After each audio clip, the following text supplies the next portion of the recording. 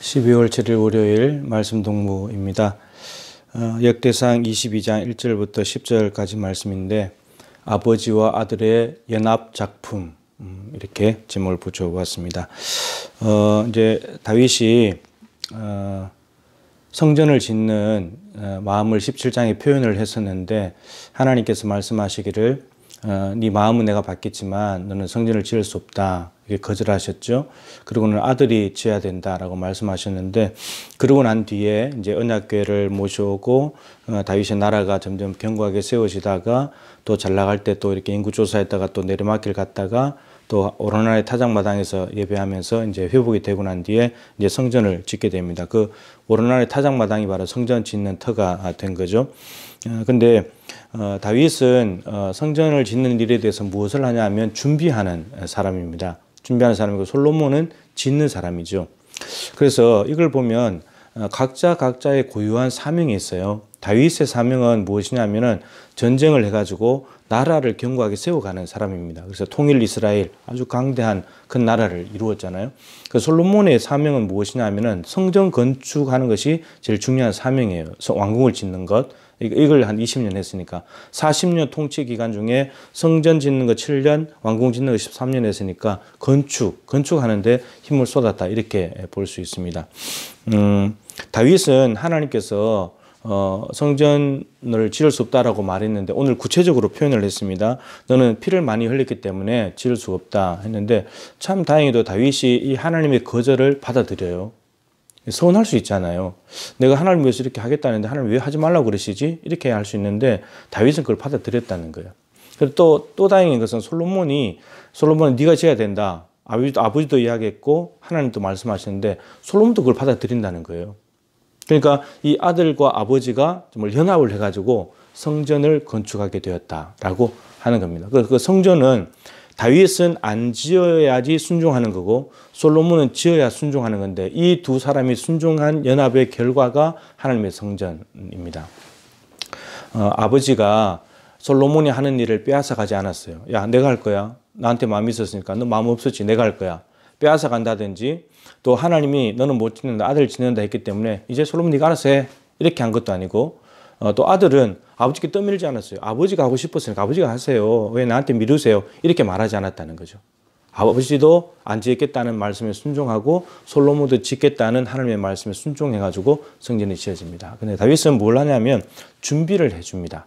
그러니까 무관심한 것이 아니라 준비를 하는 거죠. 준비하는 것은 직접 건축은 물론 백성들이 다 하지만 근데 백성들 하는 일에 다윗이 준비를 해줌으로써 함께 참여하는 것이 되는 거죠. 오늘 말씀에 일부가 나옵니다.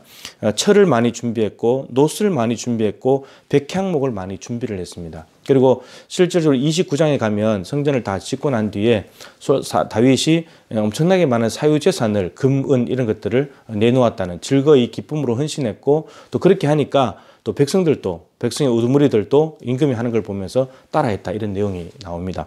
여기 보면 내가 이제 그것을 위하여 준비하리라.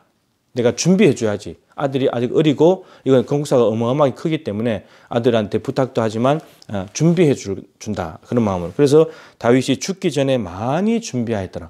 정말 어마어마하게 준비를 했습니다. 그 역대상 29장에 가면 이제 구체적으로 수량이 나옵니다. 여기에는 수량이 나오지 않아요. 무게를 달 수 없을 만큼 이렇게 나옵니다. 심이 많다 이렇게 나오는데 역대상에 가면 구체적으로 그 금의 무게가 나옵니다. 근데 그거를 계산하면은 막 100억대가 넘어가는 지금으로 한다면 그런 엄청난 것을 하나님께 헌금을 한 거죠. 그러고 난 뒤에 정말 죽기 전에 많이 준비했더라. 다윗은 성전 건축 준비를 해주는 것을 죽을 때까지 하는 사명을 알았다는 거예요. 나라 세우는 것도 있지만. 그래서 29장에 다윗이 이렇게 헌신했더라. 그랬더니 백성이 다 헌신했더라. 그러면서 29장 끝에는 뭐가 있냐면 다윗이 죽었더라. 이렇게 되어 있습니다. 그래서 죽기 전까지 많이 준비했다는 말이 그대로 정말 사실이 된 것이죠. 여러분, 아버지는 아들을 위해서 준비시켜 주는 거 하는 거고, 아들은 아버지 것을 받아서 요즘 성전 짓는 거고, 누가 잘한 거예요? 누가 더 중요해요? 네, 둘 다 중요하죠. 근데 이게 문제예요.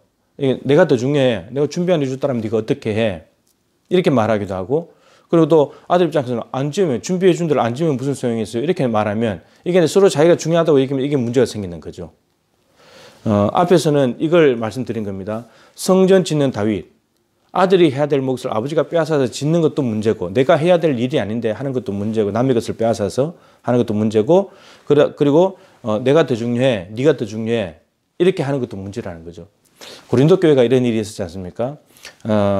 바울, 아볼로, 참 바울은 심는 사람으로서 고린도 교회를 세운 사람이고, 아볼로는 물 주는 사람, 일대 목회자로서 고린도 교회를 잘 양육한 사람인데, 근데 바울이 사람들이 아볼로파, 게바파 막 나누어지고 있으니까 바울이 딱 정리를 해버리잖아요. 심는이 물 주는 이 똑같은 사람이다. 아볼로하고 나가 뭐가 중요하냐? 잘하게 하시는 하나님이 중요한 거지.